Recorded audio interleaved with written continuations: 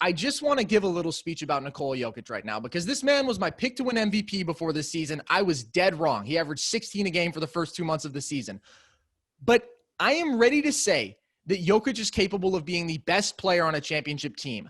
I don't think it's this team because I think that the LeBron AD tandem is unmatched as far as star power in a very long time in this league. Maybe you could argue Steph and KD are there. Logan, I know you're upset with me, but the thing with Jokic is he's now a top 5 playoff performer of this generation. And I don't think that's an exaggeration to say. I put him behind only the 4 players who have been the best guy on a title team, that being LeBron, Kawhi, KD, and Steph. He's averaging 25, 12, and 7 on 51, 42, 84 splits over 28 career playoff games, facing elimination in 8 games, 25.6, 13, and 7. He has been great every single time. He has genuinely been more consistent than Harden, Giannis, these guys who put up historic regular season numbers, who can carry their teams to 60-plus wins, who deservedly win MVPs, but those are also guys who obviously have styles that are a little bit geared towards a drop-off in playoff success, and we've seen that throughout both of their careers. It's the formulaic, I don't necessarily have as many counters as a guy like Jokic. Does Jokic need a high-level perimeter shot maker to win a title? Of course. So does AD. So does Giannis. Every star player who does not operate from the perimeter in the modern NBA needs that. I'd say he probably needs it less so than those guys because he's such a great closer because of his unbelievable touch and difficult shot-making ability. And that is what stands out about Jokic. He just has more counters than almost anyone in the NBA. He was masterful yesterday.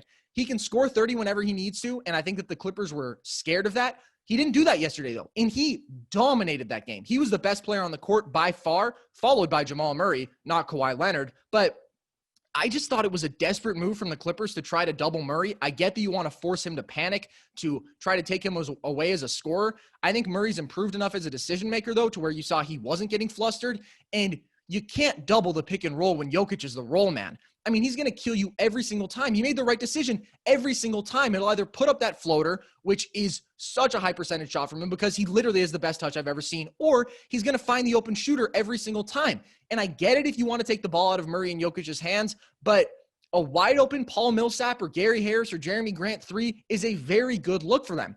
When they were blitzing Jokic in this series, which they did for a lot of it, trying to double him out of the post to take him away as a scorer, it worked a couple times just because he's not exactly the quickest mover, but he adjusted really well, and he was consistently making the right play from then on. So he's the kind of player you just can't take away because of his touch, his post scoring, his passing, and that's really, really rare. Giannis does not have that. I'm not saying Jokic is the better player, but I'm saying he's a guy who really takes his level up come playoff time because he asserts himself more as a scorer. He gives more effort consistently.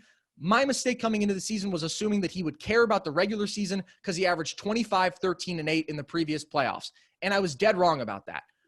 But he's essentially replicated last year's playoff success this year. And I think when you look at a guy who, again, 25, 12, and 7, there are many superstars who will never have a single postseason as good as both of Jokic's first 2 have been.